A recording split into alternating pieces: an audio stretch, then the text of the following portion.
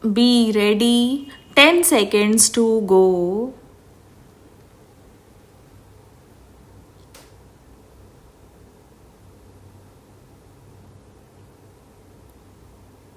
Start. Sir, unless we produce a tax bill which is simple, which can be administered efficiently and effectively, I am afraid we are only creating more complications and opening avenues of corruption.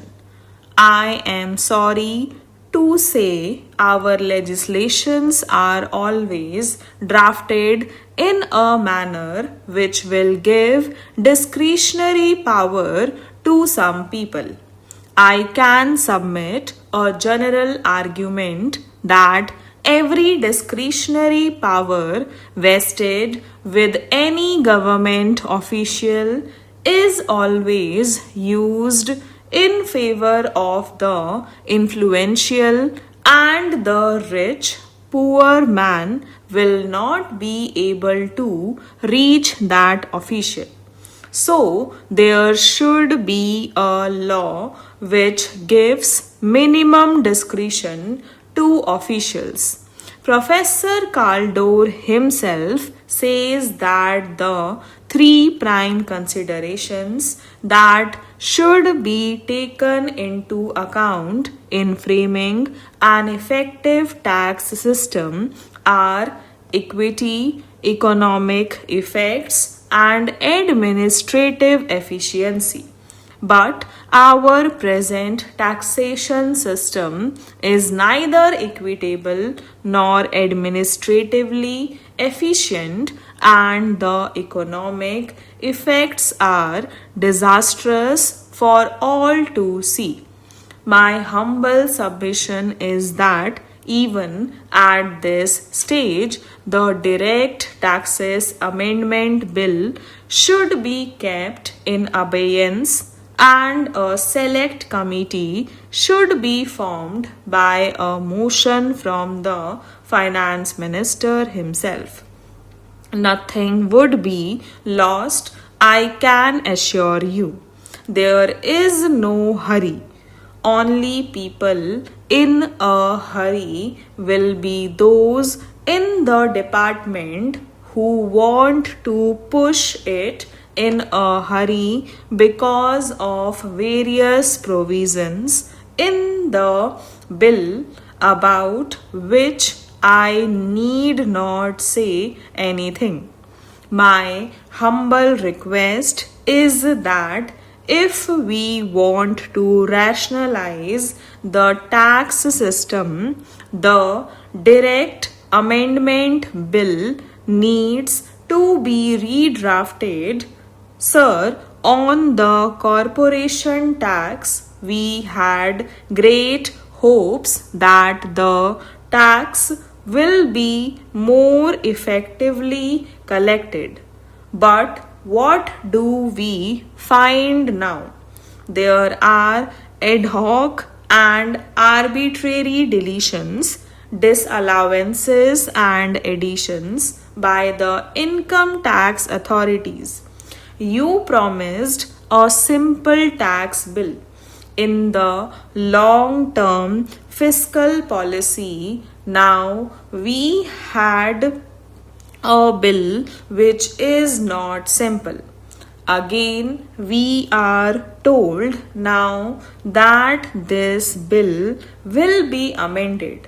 We find that arbitrary disallowances in corporation tax will only lead to more tax evasion and nothing else. Business will go on as it is. Business has gone on as usual in this country for the last 50 years. If the aim of the government is to bring about more morality, better tax returns, and simpler collection of tax, This is not the way to do it. What we need is a realistic look to whole gamut of company taxation in our country. Sir, I would like to refer to what Professor Caldor has said in relation to company taxation. He has said that in company taxation, the general rule for allowances should be what is spent wholly for making profit during the year. Sir, even when the income tax officer agrees that the money has been genuinely spent, he says that he will not allow it. This kind of a provision will only lead to cheating. What I am trying to point out is that it will not work. Why do we make such laws which we all know cannot be implemented? Professor Caldor said, I am strongly of the view that the developments of the last 15 to 20 years, which imposed fantastically high marginal rates of tax while permitting the continuance of wide loopholes for tax avoidance, are highly pernicious in character. As Henry Simons said before the war, that the whole procedure smacks of a subtle kind of moral and intellectual dishonesty.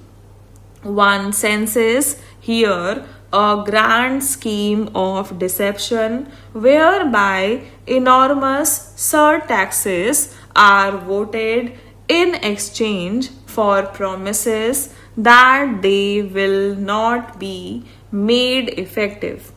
Thus, the politicians may point out with pride to the rates while quietly reminding their wealthy constituents of the loopholes. This is Professor Caldor's comment in 1956 when the general standard of morality was much higher than today. Today, we are making laws which we all understand cannot be implemented. Today, we are giving powers to an income tax officer to straight away make a difference of crores of rupees. There is no correlation between the status of the person who enjoys the power and the power that he wields. There is no correlation.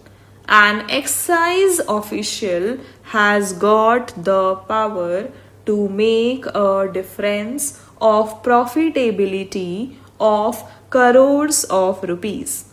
Is it workable? Common sense tells us that it will not work.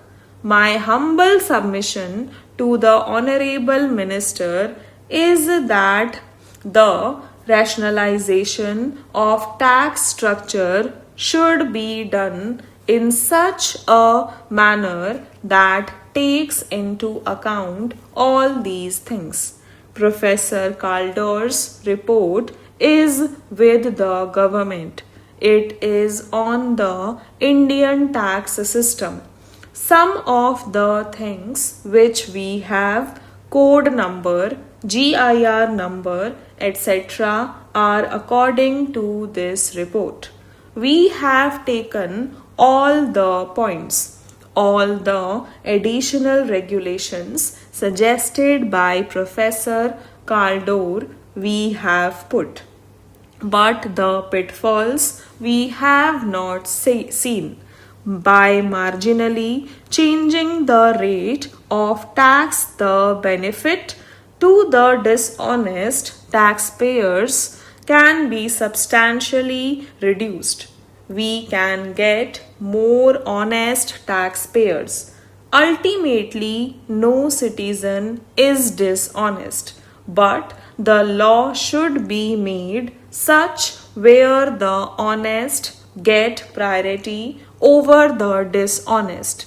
The law is made where it is easier to pay taxes to treasury. Stop.